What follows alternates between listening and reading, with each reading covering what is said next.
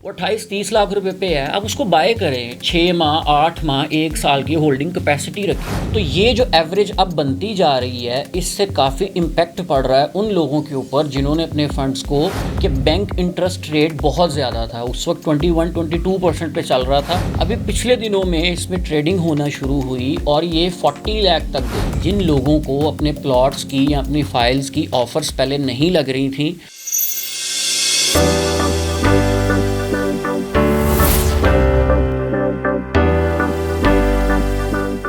जी अस्सलाम वालेकुम, मेरा नाम असदुल्ला वान है और बाहू स्टेट के प्लेटफॉर्म से मैं आपको खुशामदीद कहता हूँ। जैसा कि आप मेरी वीडियोस में देखते रहते हैं, मैं रियल स्टेट सेक्टर की मार्केट को कवर करके आपको बताता रहता हूँ कि अपकमिंग क्या होने जा रहा है, या क्या अभी हमें इन्वेस्टमेंट करनी चाहिए, या क्या अभी हमें अपनी चीज़ों को होल्ड करना चाहिए या डिस्पोज़ कर देना चाहिए। तो आज का मेरा टॉपिक भी यही है। हम इस टॉपिक में ओवरऑल मार्केट को कवर करेंगे कि क्या न्यूज़ आने वाली हैं और इस पे मार्केट पे क्या इम्पेक्ट पड़ेगा। तो स्टार्ट करते हैं DHA लाहौर की मार्केट से।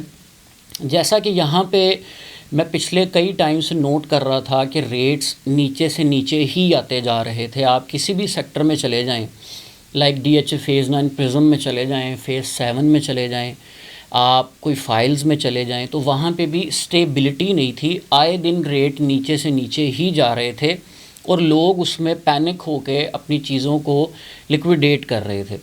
अच्छा, उसमें से कुछ लोग ऐसे थे जिनको सीरियसली नीड थी अपने फंड्स की, और कुछ लोग ऐसे थे जो पैनिक सिचुएशन में आके उसको लिक्विडेट कर रहे थे।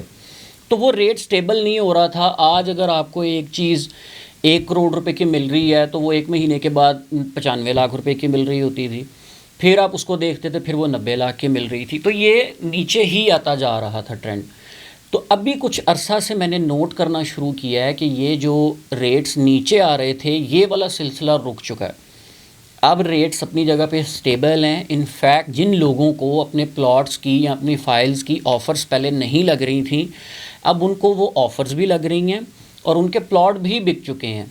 मिसाल के तौर पे अगर हम फाइल्स की बात करें तो DHA कोयटा जो फ़ाइल के हवाले से काफ़ी पॉपुलर जानी जाती है, लोग इसमें ट्रेडिंग भी करते हैं और अपने फ्यूचर की इन्वेस्टमेंट्स भी इसमें की हुई हैं, ये रेट नीचे आता आता 23-24 लाख रुपए के ऊपर आ गई थी 1 कनाल की फ़ाइल। इसमें डिफरेंट कैटेगरीज़ हैं, अनसक्सेसफुल है, सेकंड बैलेट है, बार कोड है, ये डिफरेंट कैटेगरीज़ हैं। मैं एक ओवरऑल बात कर रहा हूँ। तो ये 23 से 24 लाख रुपए के ऊपर आ गई थी। अभी पिछले दिनों में इसमें ट्रेडिंग होना शुरू हुई और ये 40 लाख तक गई, मतलब इसमें 15-16 लाख रुपए का जंप आया। खैर वो दोबारा से नीचे आया, तो अभी ये स्टेबल कर रही है ऑलमोस्ट 30-31 लाख रुपए के ऊपर। मतलब ये नीचे आके भी अपने प्रीवियस रेट से ऊपर है। तो मैं ये समझता हूँ कि ये बेस्ट टाइम है अपनी सेविंग्स को सिक्योर करने का, अपने बच्चों का फ्यूचर सिक्योर करने का और अपना फ्यूचर सिक्योर करने का।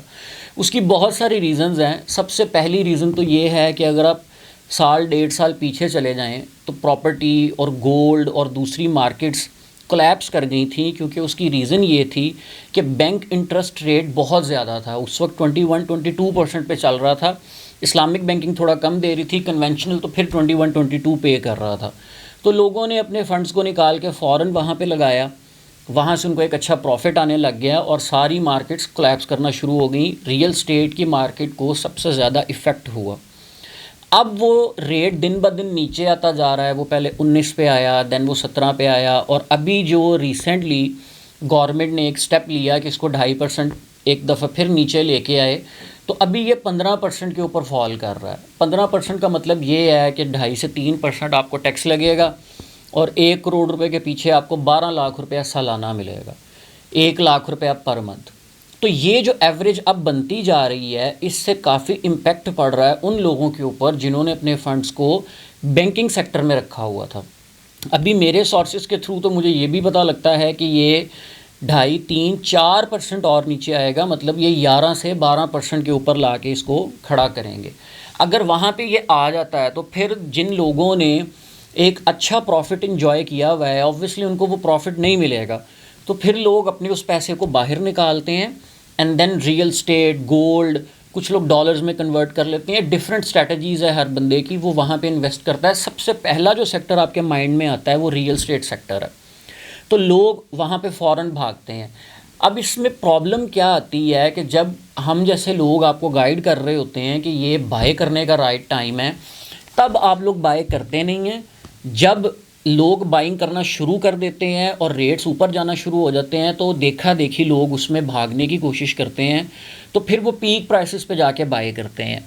अभी भी जो लोग टेक्निकलिटीज़ को समझते हैं, आप सुबह टाइम निकाल के DHA लाहौर के मेन ऑफिस में जाएं, 25 से 30 ट्रांसफ़र्स रोज़ हो रही हैं। ये सिर्फ मैं लाहौर की बात कर रहा हूँ। कोयटा के ऑफिस में चले जाएं, वहाँ पे भी यही ट्रांजेक्शन्स हैं। तो ये जो लोग हैं ये बाय कर रहे हैं ना, ये स्मार्ट पीपल हैं, इनको पता है कि ये बाइंग टाइम है। आज ये अपॉर्चुनिटी हमें मिल रही है, 6 माह बाद ये नहीं होगी।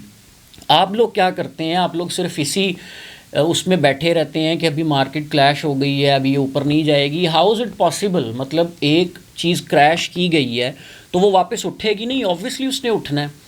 तो राइट टाइम वो होता है जब आपको नज़र आ रहा हो कि ये अपने लीस्ट बॉटम पे प्राइसेस खड़ी हुई हैं, वो टाइम है उसको बाय करने का। आप आज चीज़ों को बाय करें।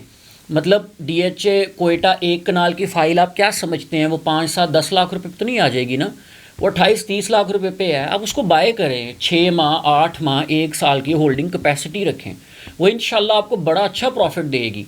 इसी तरह फेज़ 7 की फ़ाइल्स में आ जाएं। फेज़ 10 की फ़ाइल में देख रहा था कि वो हिस्ट्री में फ़र्स्ट टाइम ऐसे हुआ है कि वो 25 लाख रुपए की है, 5 मरला की फ़ाइल।